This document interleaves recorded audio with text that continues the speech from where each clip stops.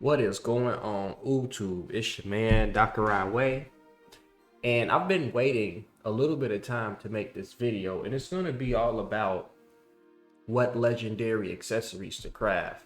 Legendary accessories are expensive as fuck, so you have to be very forward thinking and judicious with how and what and when you're crafting up your legendaries. And again, the reason why I'm was reluctant to make this video is because I wanted to make sure that the delivery was unblemished. So I got recording software, so to speak, because before I was using some garbage. So not only should the video quality be better, the audio should be leaps and bounds better as well. This is in an effort to make sure that I'm giving you the best content and the best delivery and the best experience to help you on your Rise of Kingdoms journey possible. And at some point, maybe I'll monetize and make some money down the road. Amen. So let's get into it. That was the intro. Amen. So what I want to start with is just what not to craft. And the only things that I can say for sure that I wouldn't craft would be the Seth's Call and the Korok's War Drum. And then, at least for legendary accessories. Now, if we're talking about, these other ones, it's like, this only takes bones, so it's like, whatever. So like the ones you wouldn't craft take bones, so those don't affect your ability to craft other craft either.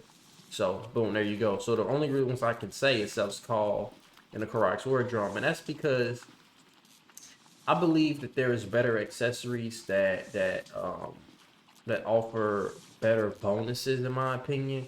Like it's a low chance, but it is 50 rage. It's fair better, and you give it to two other targets, but I don't think that that's necessarily worth your time.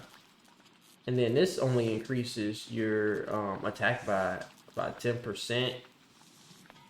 3 seconds, 2 allies. Like, if that was like 20% damage, maybe that would be worth it. But these two are garbage. Don't focus on those, right?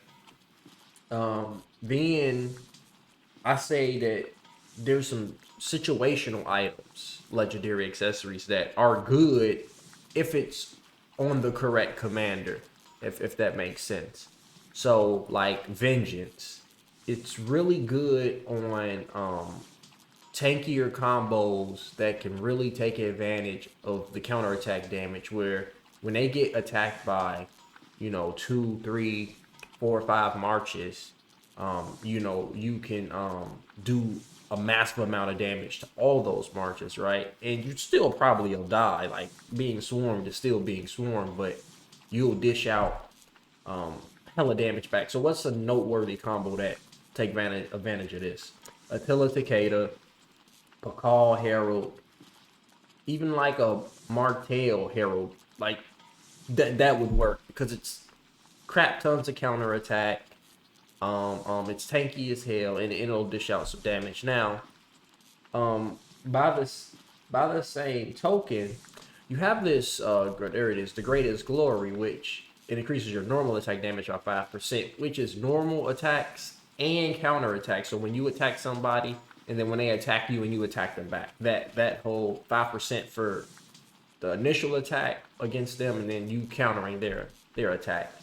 And when there's when there's only one target, Greatest Glory is better than Vengeance because you're getting 10% basically kind of like attack damage because of the normal and counter attack. But here you're only getting 8%. So this is definitely better when you're getting swarmed. And then this would be better like if you're attacking like one person, but one person's attacking you. Now, I will say this, like this is better on combos that really want to just do normal attacks. I think there's better options for skill damage commanders. And I'll get to that right here. So like with the Pendant of Eternity, this is all situational. With the Eternal Knight, I think it's best on a combo that has both commanders doing AoE damage. I mean, lots of it. I think that's where it would be the most relevant.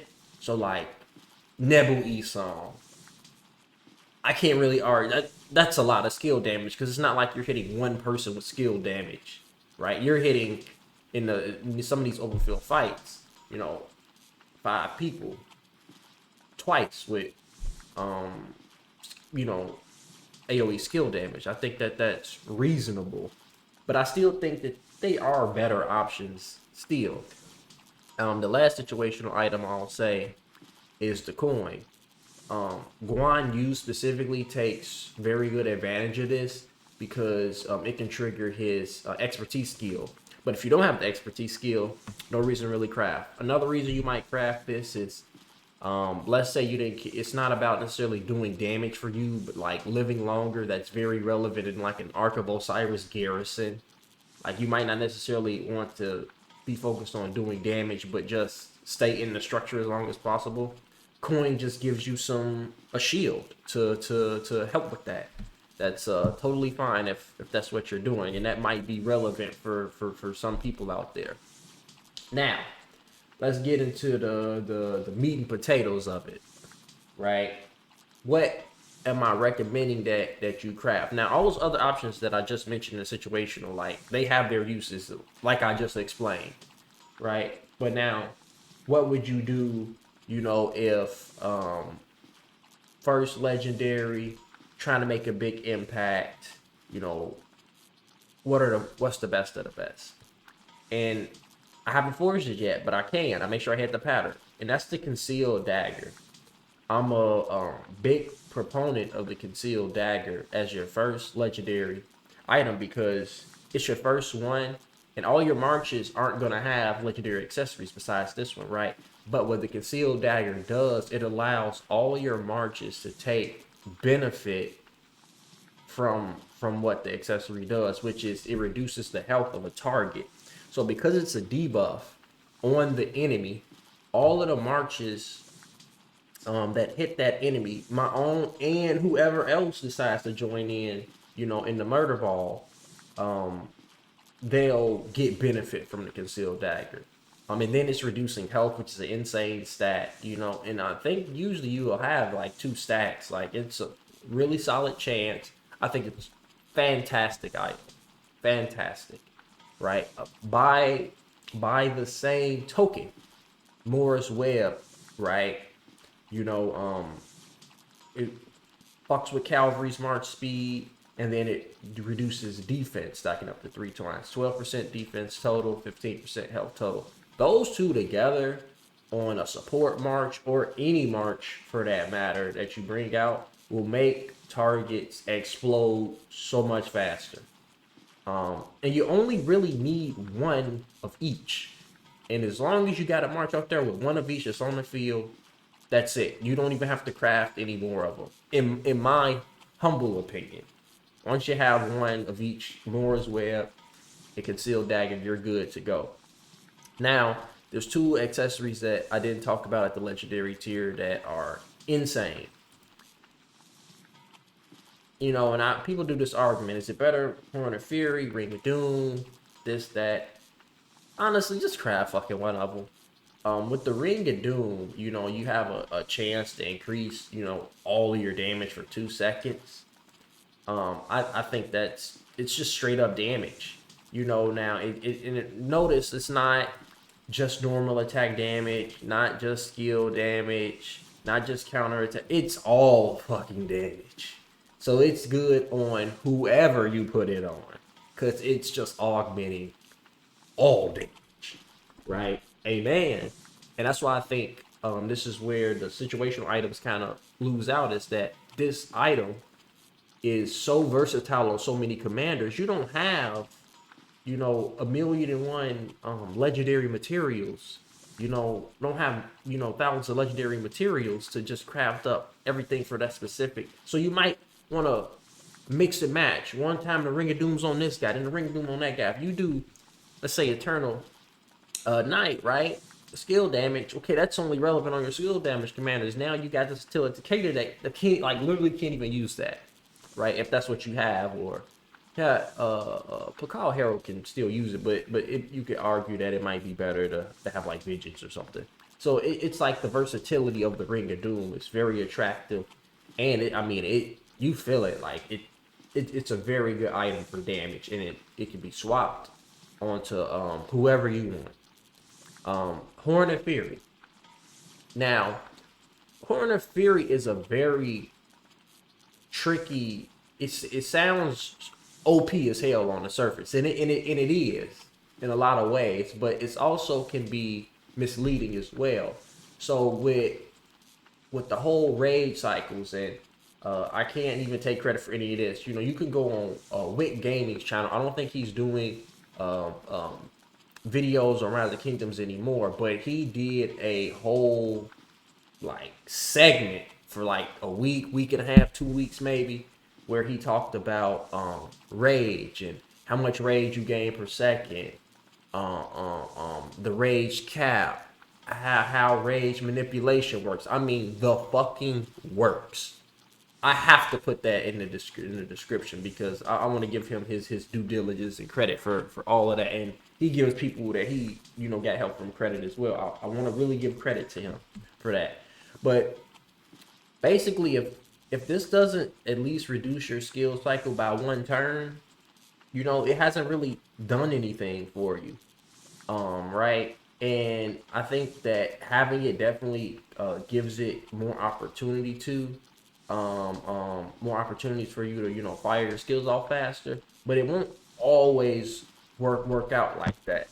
But I will say this, like when you have um, um, um, a commander that doesn't have as big of a rage engine, doesn't have like rejuvenate, what is that tree, support tree or something, some shit like that, like skill damage commander skill tree, a little bit of rejuvenate, Horn of Fury, or it's like a XY lower skill cycle. Like Horn of Fury can get nuts, can get absolutely bonkers.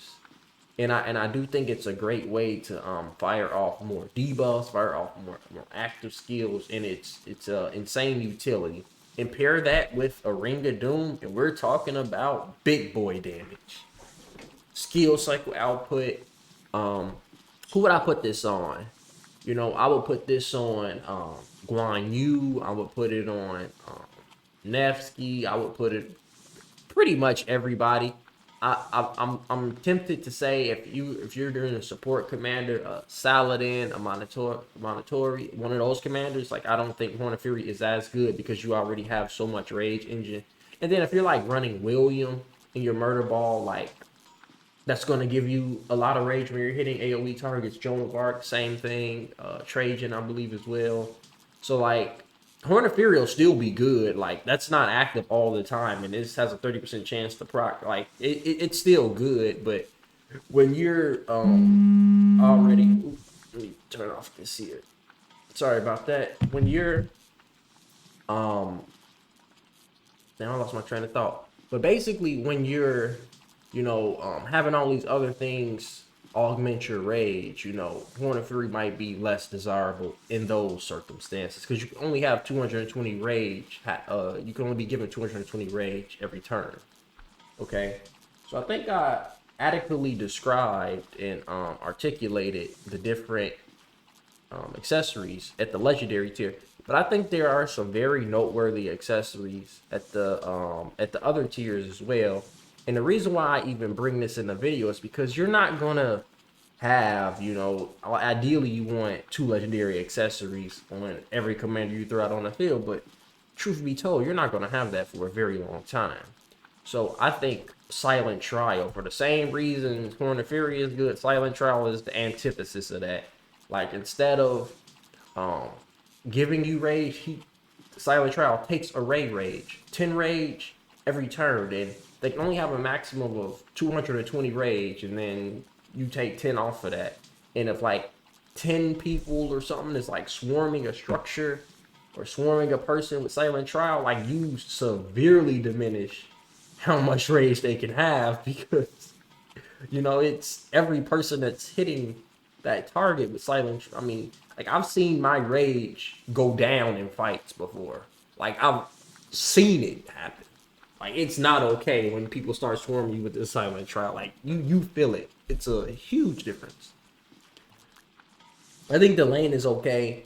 It's obviously the best when you're not getting attacked. Like if you're, you know, attacking somebody else but they're not actively attacking you back, it's the best for that. I think it's fine.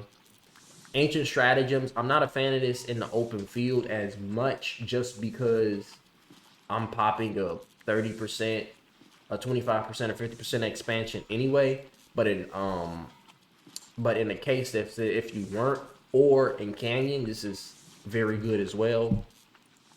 And then I will say that even though it doesn't look like March speed is 5%, but I mean like the Call of the Loyal, especially if you special talented, I believe like it's can be pretty beneficial on archers, especially. Like archers are still slow-ish, right? And some archer commanders don't have March speed or don't have a lot of March speed, so just to like even though it's I even have it equipped on my Kusunoki just to have like a little bit of March speed, like you don't have anything else, right? Just to have something in that slot, a little bit of March speed can definitely just speed up your march and keep them up with the cabs or your faster infantry, faster marches or whatever. So and then like I would say for infantry as well, but infantry have the wind scars, which is 8%, you know, which is better. So by the same token, the wind scars for infantry, it does the same thing. Just allows you to, you know, keep up, right? So that's legendary accessories, accessories in general. What I recommend you craft, what I recommend you don't craft. Just to recap, real quick. Zev's Call, Korok's War Drums are garbage. The Coin, Vengeance, Greatest Glory, Eternal Night are situational in my opinion.